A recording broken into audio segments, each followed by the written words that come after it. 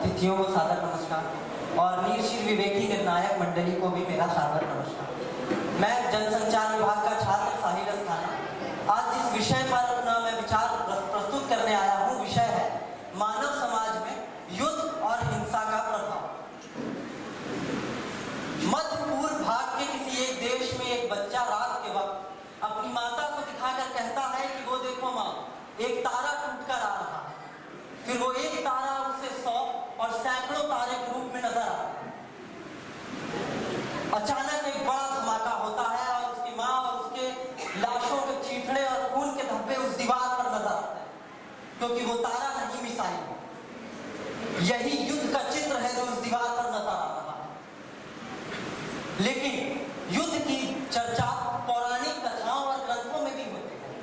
Ramayan, Mahabharat, Bible, Quran, इन सभी में युद्ध का जिक्र है।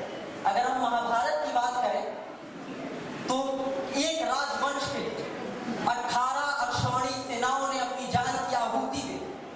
लेकिन आज हम पौराणिक कथाओं से हटकर वर्तमान परिस्थिति में मानव समाज में और बीते वर्षों में जिस प्रकार मानव समाज में युद्ध हुए और उसका जो परिणाम मानव समाज को झेलना पड़ा, उस पर चर्चा करें।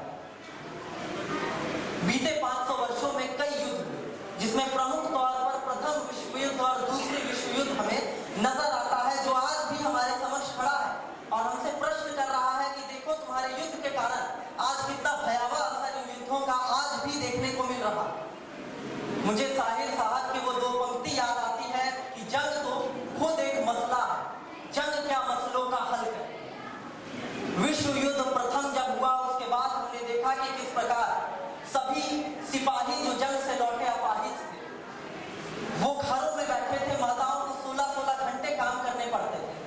बच्चों के पास खाने के लिए अनाज नहीं थे, पहनने को कपड़े नहीं थे।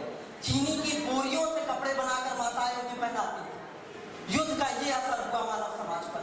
लेकिन मानव समाज की एक विशेषता है कि वो हमेशा गिर कर फिर से उठने के लिए तैयार रहता है। इसलिए वो फिर से तैयार हुआ और दूसरे विश्व युद्ध फिर से आ गया और फिर से मानव समाज को वो नीचे ले गया। दूसरे विश्व युद्ध में हमने देखा कि आर्थिक रूप से फिर से समाज खोखला हो गया। यहूदियों का नरसंहार हुआ। जर्मनी में पौराणिक बम विस्फोट हुआ, जो आज भी हमें देखने को मिलता है। जब वहां बच्चे पैदा होते हैं, जन्म लेते हैं, तो आज भी कई